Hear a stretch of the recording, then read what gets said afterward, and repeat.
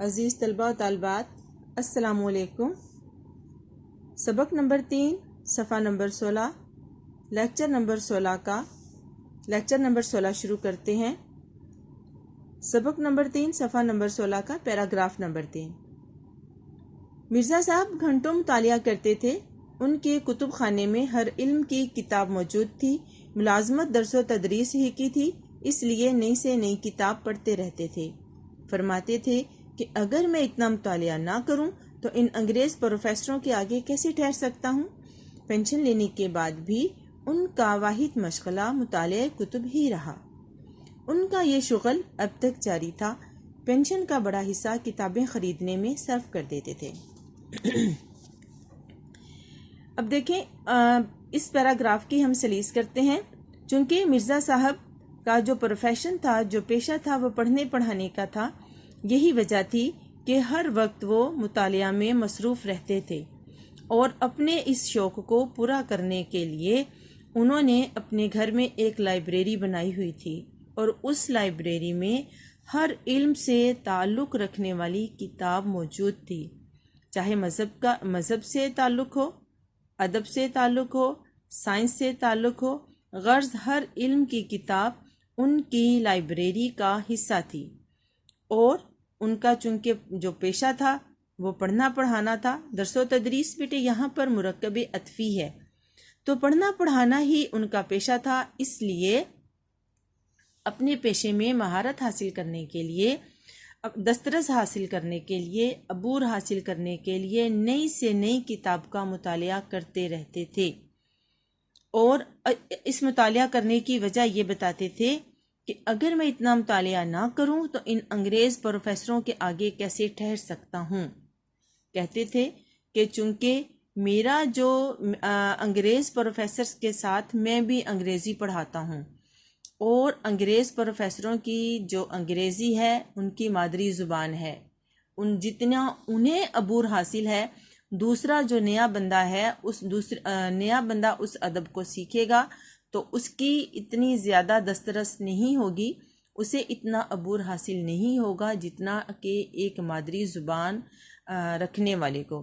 مثال کے طور پر دیکھیں کہ جتنا اردو کے بارے میں ہم جانتے ہیں، اگر کوئی دوسری قوم کا بندہ، چاہے وہ چینی ہے، برطانیہ کا ہے، امریکی باشندہ ہے، یا کوئی بھی ہے، وہ اردو ادب سیکھے گا تو وہ اتنا نہیں جان پائے گا جتنا کہ ایک اردو بولنے والا، جس کے جیسے کہ ایک پاکستانی کے اردو ادب میں، اردو میں ماسٹر کرنے میں اور دوسرے کسی قوم کے اردو میں ماسٹر کرنے میں فرق ہوگا۔ تو یہاں پر بھی یہی فرق تھا۔ مرزا صاحب کا کہنا یہ تھا کہ چونکہ میں نے ان کے ساتھ انگریزی پڑھانی ہوتی ہے تو اس میں زیادہ سکل حاصل کرنے کے لیے، مہارت حاصل کرنے کے لیے میں ہمیشہ کتابوں کا مطالعہ کرتا رہتا ہوں تاکہ میں زیادہ سے زیادہ جان پاؤں۔ یہی وجہ تھی کہ پینشن جب وہ ریٹائر ہو گئے اور پینشن لینی شروع کر دی تو انہوں نے اپنے اس شوق کو قائم رکھا اور اپنی پینشن کا زیادہ سے زیادہ حصہ جو تھا کتابیں خریدنے میں خرچ کر دیتے تھے۔ اگلے پیراگراف کی طرف آئیے۔ مرزا صاحب کی زندگی بڑی سیدھی سادی تھی، کرو فر یا ٹھاٹ باٹ سے کبھی نہیں رہے۔ گھر کی سواری ہم نے ان کے پاس کبھی نہیں دیکھی۔ معدے کے مریض تھے، پیدل زیادہ چلتے تھے، صبح ٹہلنے ضرور جاتے تھے، رات کو جلدی سو جاتے تھے۔ کھیل تماشے، سینما، تھیٹر کچھ نہیں دیکھتے تھے۔ خدا کے فضل سے گھر کا آرام انہیں میسر تھا۔ ان کی بیگم بھی ادبی ذوق رکھتی تھی، 2-1 ناول ان کے بھی شائع ہو چکے ہیں۔ اولاد سعادت مند، بیوی سلیقہ شعار، پنشن اتنی کہ بڑھاپے میں کسی کی محتاجی نہیں، کھانا سادہ، لباس سادہ، رہن سہن سادہ، پھر احتیاج ہو تو کس بات کی، قلب مطمئنہ کی دولت سے مالا مال تھے۔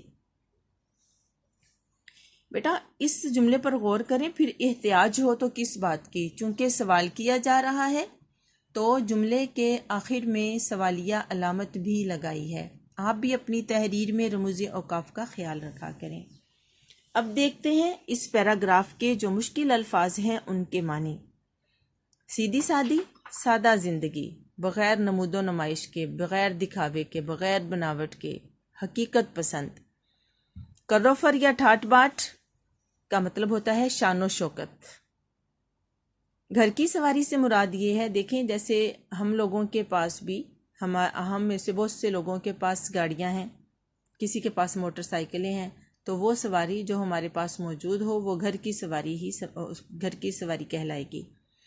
معدے کے مریض تھے، یعنی کہ معدے میں کھانے پینے کے بعد جو بدہضمی کی شکایت ہو جاتی ہے، تیزابیت سی ہو جاتی ہے، کھانا ہضم نہ ہونا، تو یہ کوئی خاص اس قسم کا مرض نہیں ہے جو کہ جان لیوا ہو۔ پیدل زیادہ چلتے تھے۔ اس کے بعد دیکھیے جی، ادبی ذوق، ادب سے تعلق رکھنے والی، پڑھنے پڑھانے کا شوق، لکھنے لکھانے کا شوق۔ ناول نگار، ناول چونکہ لکھے تھے تو ناول نگار کہلائیں گی۔ سعادت مند، فرمانبردار۔ بیوی کا مطلب کیا ہوگا جی؟ ان کی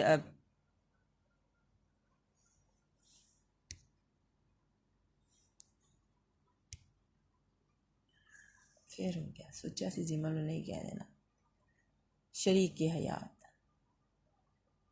تھوڑا جا ادھر گٹے گا۔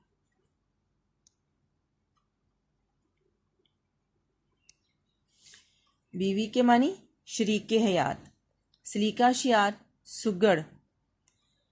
پینشن وہ رقم جو کہ ریٹائر ہونے کے بعد ملتی ہے، ہر مہینے ملنے والی رقم۔ کھانا سادہ لباس، تو کھانے پینے، اٹھنے بیٹھنے، گھر کے ماحول میں سادگی۔ احتیاج، حاجت، ضرورت۔ قلب مطمئنہ، سکون، اطمینان، دل کا سکون، دل کا اطمینان۔ اب ہم آتے ہیں اس پیراگراف کی سلیس کی طرف،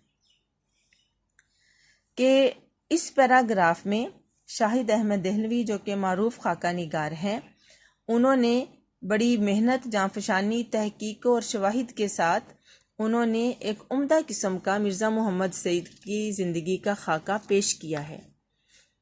اس پیراگراف میں انہوں نے مصنف کی گھریلو زندگی پر روشنی ڈالی ہے۔ مصنف بتاتے ہیں کہ مرزا صاحب کا طرز زندگی نہایت سادہ تھا۔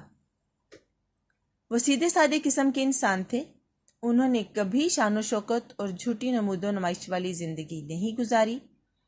ان کے پاس ذاتی سواری بھی نہ تھی، یعنی کہ اپنی ذاتی سواری، سادگی کا یہ عالم تھا کہ کبھی بھی انہوں نے یہ ضرورت ہی محسوس نہیں کی کہ اپنے استعمال کے لیے کوئی موٹر سائیکل، گاڑی یا کوئی ایسی چیز خرید لیں۔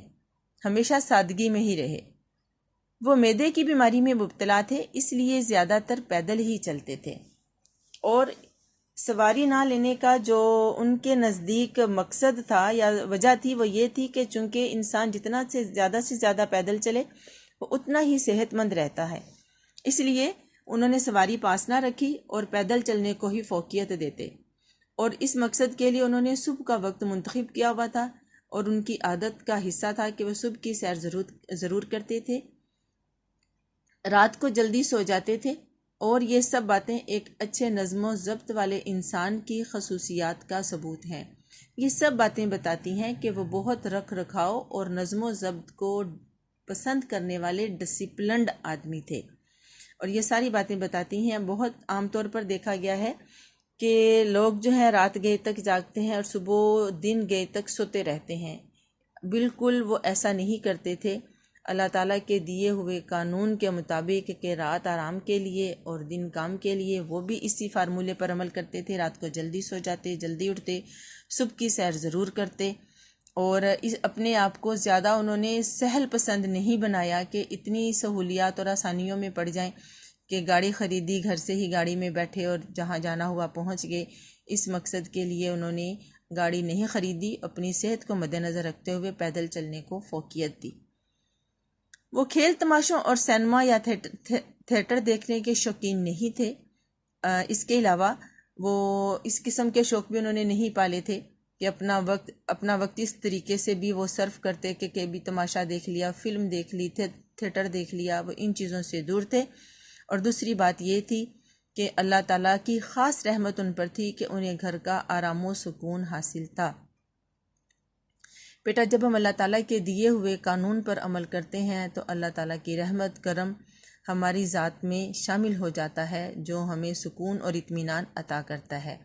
یہی وجہ تھی کہ انہیں گھر کا سکون اور آرام حاصل تھا۔ ان کی شریک حیات، ان کی بیوی بھی انہی کی طرح علم و ادب کا شوق رکھنے والی تھیں۔ عام طور پر بیٹا دیکھا گیا ہے کہ گھر میں جس چیز کا شوق زیادہ پایا جائے، بچوں میں بھی وہ شوق آٹومیٹیکلی پیدا ہو جاتا ہے۔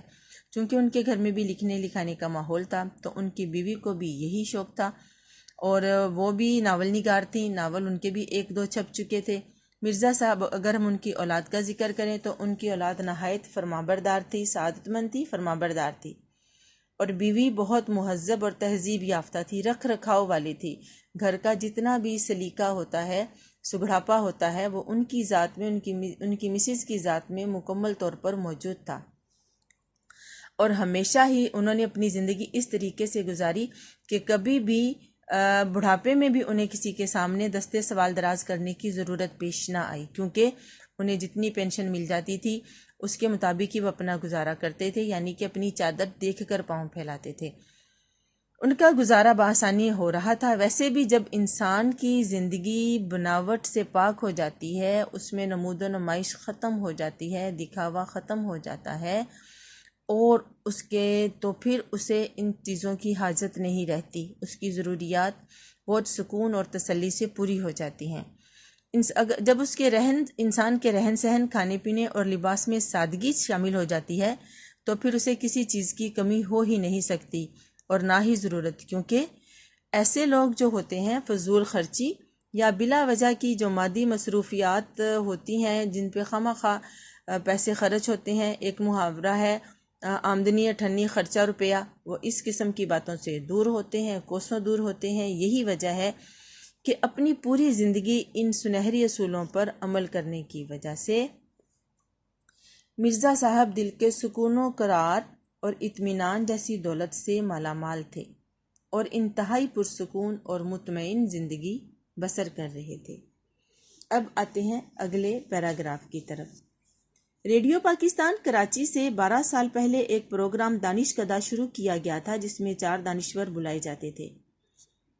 دانش کدہ یعنی کہ جہاں پر دانشوں کے رہنے کی جگہ، دانشور دانش رکھنے والے، اور سننے والوں کے سوالوں کے جواب فی البدی دیا کرتے تھے۔ یہ ایک ایسا پروگرام تھا جس میں جو کہ ریڈیو پاکستان سے نشر ہوتا تھا، اور اس پروگرام میں ایک ایسے سمجھ بوجھ علم رکھنے والے لوگوں کو بلایا جاتا تھا جس میں لوگ سوالات کرتے تھے، اور وہ فی البدی کا مطلب ہوتا ہے فوری جوابات دے دیا کرتے تھے۔ ابھی آپ نے دیکھا ہوگا کہ ابھی ٹی وی پر بھی ایسے بہت زیادہ پروگرام لگتے ہیں کہ جس پر وہ ناظرین جو ہوتے ہیں وہ سوالات کرتے ہیں، اور پروگرام میں جو میزبان ہوتا ہے یا پھر اس نے مہمان مدعو کیے ہوتے ہیں وہ ان کے سوالات کے جوابات دیتے ہیں۔ پھر ایک پروگرام لگتا ہے شریعت کے مطابق مسائل جو ہے اور ان کا حل۔ پھر ایک ہے پیغام صبح نو، وہ بھی لگتا ہے جس میں ناظرین کچھ ایسے سوالات کرتے ہیں جن سے مشکلات ہوتی ہیں، پریشانی ہوتی ہیں، اپنے ذہن کو کلیئر کرنے کے لیے، اپنے معاملات میں مدد لینے کے لیے، رہنمائی لینے کے لیے سوالات کیے جاتے ہیں۔ تو اس وقت بھی اس قسم کا ایک پروگرام نشر ہوتا تھا جس میں فوری سوال کیے جاتے تھے اور فوری اس کے جوابات بھی دیے جاتے تھے۔ میں میرے سوالات کی خدمت انجام دیتا تھا۔ یہاں مصنف اپنا ذکر کر رہے ہیں کہ میں اس وقت اس پروگرام میں سوال نامے کا انچارج ہوتا تھا۔ میں نے سوچا کہ مرزا صاحب اگر اس پروگرام میں شرکت فرمانا منظور کر لیں تو اس پروگرام کو 4 چاند لگ جائیں۔ چنانچہ میں مرزا صاحب کی خدمت میں حاضر ہوا، عرض مدعا سن کر متبسم ہوئے، فرمایا آدمی شہرت کے لیے کام کرتا ہے یا دولت کے لیے؟ مجھے نہ اس کی ضرورت ہے نہ اس کی۔ میں نے قدری کر لی۔ مرزا صاحب ٹس سے مس نہ ہوئے۔ مرزا صاحب بہت قاعدے کرینے کے آدمی تھے، جو کہہ دیتے اس سے نہ پھرتے۔ مشکل الفاظ کے معنی دیکھتے ہیں۔ شرکت، شامل ہونا، شریک ہونا، کیونکہ پہلی 2 لائنوں کے ہم نے مشکل الفاظ کے معنی پہلے ڈسکس کر لیے۔ 4 چاند لگ جائیں گے، رونق میں اضافہ ہو جانا۔ آگے دیکھیے جی، عرض مدعا مقصد، متبسم مسکرائے، شہرت مشہوری، قدری میں نے قدری کر لی یعنی کہ اصرار کیا، لیکن مرزا صاحب جو تھے ٹس سے مس نہ ہوئے، یہ بھی محاورہ ہے، ان کا بالکل بھی اثر نہ ہوا، ڈٹے رہے اپنی بات پر، قاعدے کرینے کے، نظم و ضبط کے، اس سے نہ پھرتے، انکار نہ کرتے، جو کہہ دیا سو کہہ دیا۔ اس پیراگراف میں بتایا جا رہا ہے کہ ریڈیو پاکستان سے وہ اپنے ایک واقعے کا ذکر کر رہے ہیں جو کہ مرزا صاحب کی زندگی کے ساتھ اٹیچ تھا، کہ مصنف مرزا صاحب کی عادت کے متعلق بات کرتے ہوئے کہتے ہیں کہ ریڈیو پاکستان سے کراچی سے 12 سال پہلے ایک پروگرام جس کا نام دانش کدہ تھا شروع کیا گیا۔ اس پروگرام میں 4 اہل علم حضرات کو بات کرنے کی دعوت دی جاتی تھی، جو سننے والے لوگوں کے سوالوں کے بھی ساختہ جواب دیا کرتے تھے، فوری جواب دیا کرتے تھے۔ میں اس سوال نامے کا انچارج تھا۔ مرزا صاحب اس زمانے میں ایک بلند علمی اور ادبی شخصیت بن چکے تھے۔ میں نے سوچا کہ مرزا صاحب کو بھی اس پروگرام میں دعوت دیتے ہیں تاکہ اگر وہ اس پروگرام میں شرکت کر لیں گے تو پروگرام کے مرتبے اور عظمت میں اضافہ ہو جائے گا۔ اسی سوچ کو ذہن میں رکھتے ہوئے مصنف ان کی خدمت میں حاضر ہوا۔ مرزا نے مصنف کی بات سنی اور مسکرائے اور کہا کہ بھئی آدمی کے کام کرنے کے 2 مقصد ہوتے ہیں، ایک تو یہ کہ اسے دولت کی ضرورت ہوتی ہے اور وہ اپنی دولت کو بڑھانے کے لیے، مزید فراوانی حاصل کرنے کے لیے، اپنے لیے آسائشیں سہولتیں پیدا کرنے کے لیے وہ زیادہ سے زیادہ کام کرتا ہے تاکہ اس کے پاس زیادہ سے زیادہ دولت آئے۔ اور دوسرا مقصد یہ ہوتا ہے کہ کسی انسان کو شوق ہوتا ہے کہ وہ زیادہ سے زیادہ مشہور ہو، اس کو شہرت زیادہ ملے۔ تو چونکہ نہ تو میں دولت کی خواہش رکھتا ہوں زیادہ اور نہ ہی مجھے شہرت کی خواہش ہے، اس لیے میں چونکہ ان دونوں چیزوں کی مجھے تمنا نہیں ہے، میری خواہش نہیں ہے، اس لیے معذرت، میں آپ کے اس پروگرام میں شرکت نہیں کر سکتا۔ مصنف نے بہت زیادہ اصرار کیا، لیکن مرزا صاحب اپنی بات کے دھنی تھے کہ جب اپنی بات پر ڈٹ گئے سو ڈٹ گئے، اور مصنف کے بار بار کہنے کے باوجود مرزا نے مصنف کے پروگرام دانش کدہ میں شرکت نہیں کی اور جو ایک دفعہ کہہ دیا سو کہہ دیا۔ تو بیٹے آج کا ہمارا لیکچر نمبر 16 صفحہ نمبر 16 کے سیکنڈ لاسٹ پیراگراف پہ ختم ہوتا ہے۔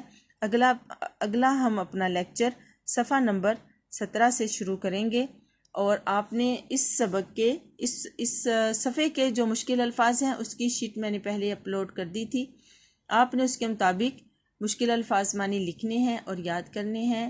اللہ تعالیٰ آپ کو اپنی حفاظت میں رکھے، کامیابیاں آپ کی قسمت میں ہوں۔